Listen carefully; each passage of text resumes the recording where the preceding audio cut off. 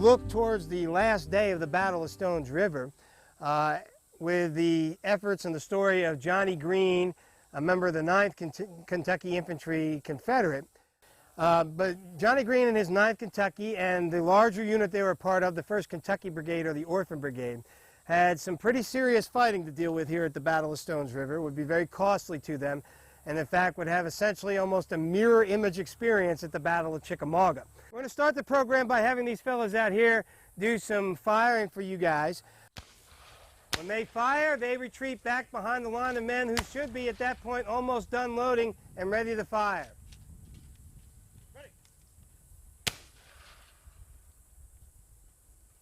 And that's how it works. And the story of Johnny Green and the Orphan Brigade begins with essentially skirmish order and they will come in contact with Union soldiers as they are ordered to cross the Stones River and push into the town of Murfreesboro, because frankly General Rosecrans, the Union commander, is unaware that General Bragg, the Confederate commander, has decided to make a stand here. During some of the earlier days, it seems like the Confederates were mostly in the mood for retreating. And he thought maybe they'd even retreat right out of Murfreesboro. But instead, the orphans are there in their skirmish lines. They'll fire away, trade some fire with the enemy, and eventually drive him back across the Stones River.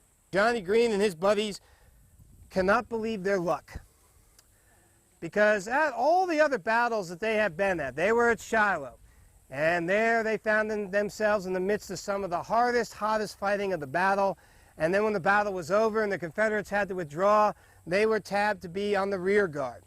And you give that job to some of your best combat units, because they're going to be a small group of men trying to resist the enemy and keep him from kind of running over the top of you as your army is largely engaged in retreating. They're not really ready or even in the mindset to fight. And so that's a pretty tough job. It can also be a very costly one. Well, they found themselves in that position there. Then, as they spent some time away from the Army of Tennessee down in Mississippi, they found themselves again engaged in some terrible fighting outside the town and the fortifications of Port Hudson. So when they get to the battlefield here at Stones River, and already they've been engaged in some pretty hot fighting there on December 29th, they're wondering, oh boy, here we go again. You know, we're going to be in some of the worst fighting of the battle. And the biggest part of the Battle of Stones River is by far December 31st, 1862.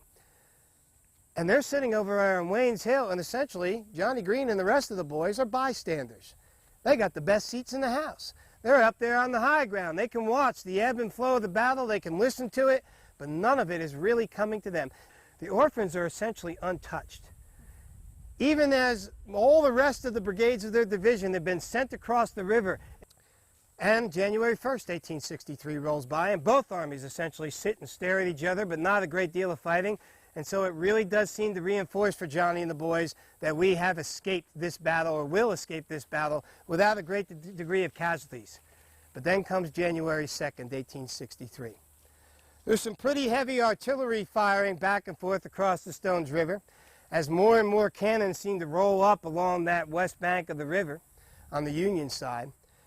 About 2:30 in the afternoon, John Breckinridge, the division commander, and Johnny Green's and the orphans' first commander, as they were leaving the state of Kentucky, will come up and the orders will ring down the line. Everybody load one round and fix bayonets. They're going to make a bayonet charge. They move through the woods. They get to the edge of the woods. They've got about a quarter mile of open field to reach a high hill, the highest hill on the battlefield, where the Yankees have taken position and dug themselves in. And then at 4 o'clock in the afternoon, a signal gun will sound. The Confederate artillery will begin opening up, trying to distract the 57 Union cannon that are now lined up along the banks of the Stones River. And Johnny Green and the boys will start trotting across that field. When they reach the base of the hill, the Union infantry rises up. They will exchange a volley. Fire! And then they'll charge forward, because they're empty now, and they'll drive the Yankees right out of those rifle pits. Johnny Green said, there was never a more gallant charge ever made. Up and to the top of the hill they make it, driving the Yankees all the way off of that position, and then watch them as they go scattering on down. Then they reform their lines. It only takes about 5 minutes, and then start going down towards the river. Well, by that time, the Union artillery has pretty well dispatched all the Confederate artillery, and every one of those 57 guns is aimed at the gray mass that includes Johnny Green and the orphans coming down the side of that hill and towards the banks of the Stones River. When those guns open fire, it'll take them about 25-30 minutes to kill or wound 1,800 Confederate soldiers. Johnny and the orphans will jump into the river. They'll try to cross it so that they can get to the point where the cannons can't aim down and hit them. Trouble is, there's 10,000 Union soldiers that are carrying muskets over there too, and they can aim straight down if they want to, so they don't stay there very long. In fact, by the time Johnny and the boys get back, their commander, General Breckinridge, who had basically been with them in one capacity or another since this war began, fell to his knees and cried out, "My orphans, my poor orphans, they are destroyed." When they get back, they also realize that they've lost another commander. Roger Hanson, who is in charge of them, has been struck by the spent piece of a shell. It is lodged behind his left knee, and within a day or two, he'll bleed to death. And Johnny Green will survive, but he always carried in him the specter of how many of the boys they left behind here on this battlefield.